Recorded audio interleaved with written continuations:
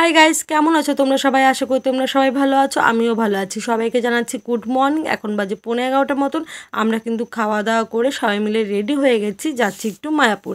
তো দিদিবাড়িতে যেদিন এসেছি তার পরের দিন কিন্তু আমরা সবাই মিলে মায়াপুর গেছিলাম, সেই ভিডিওই কিন্তু তোমাদের সাথে আজকে শেয়ার করছি।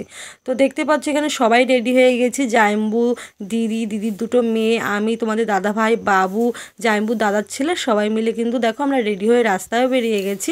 এখনই কিন্তু এই রাস্তাটা পার হলে আমরা টোটো ধরবো, তারপরে কিন্তু আমরা টোটোতে করে যাব ঘাটে।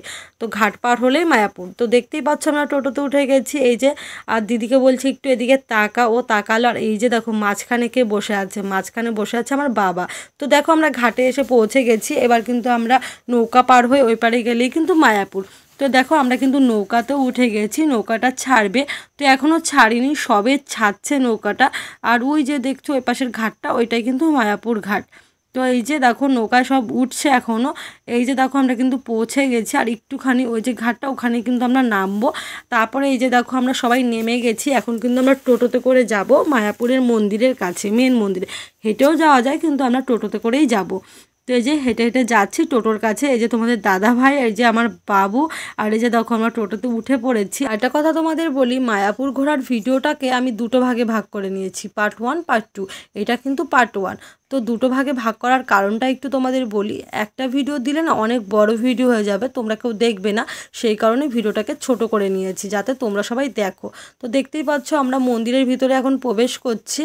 তো ছোট করে নিয়ে কি আমি ভুল করলাম, সেটা কিন্তু তোমরা কমেন্ট করে জানাবে। এই ভিডিওতে যতটা পারবো শেয়ার করব, বাকিটা কিন্তু পরের ভিডিওতে তোমাদের সাথে শেয়ার করে দেবো। তো এই যে দেখো আমরা এই দিকটা দিয়ে ওই পাশে গিয়ে একটু বসবো ভাবছি। আর এই যে দেখো এখানে ঝর্ণাটা ছাড়লে না খুব সুন্দর লাগে, বিশেষ করে সন্ধ্যাবেলার দিকটা, যখন সন্ধ্যা হয়ে হয়ে আসে খুব সুন্দর লাগে।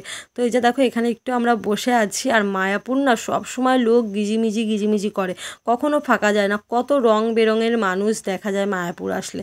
আবার এক এক জায়গার মানুষ তো নামটাই শুনেছে, এখনও মায়াপুর কিন্তু ঘুরতে আসেনি। কিন্তু আমাদের বাড়ি এখানেই, তো আমরা কিন্তু বহুবার ঘুরেছি। তো বিয়ের আগে খুব বেশি ঘুরিনি, এখনই বেশি ঘোরা হয়। এই কারণে তোমাদের দাদা ভাইয়ের চাপে জানো, ও না বাড়িতে আসলে মায়াপুর ঘুরতে আসবে, খুব বায়না, কারণ ও মায়াপুরটাকে খুব পছন্দ করে। তো যাই হোক, এই যে দেখো আমরা সবাই হেঁটে যাচ্ছি। আর এই যে দেখো ইনি শুধু হাঁটার জন্য কান্না করছে, আর তোমাদের মানে হিয়ান মানে আমার বাবু শুধু কোলে ওঠার জন্য কান্না করছে।